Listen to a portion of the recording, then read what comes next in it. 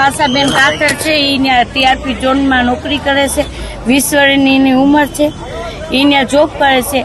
એનું હજી કઈ નામો નિશાન નથી. અમારે એની બોડી તો જોતી જ નથી. જોકે હવે તો ત્યાં ક્યાંય એટલે ક્યાં કોઈ પૈસું જ નથી.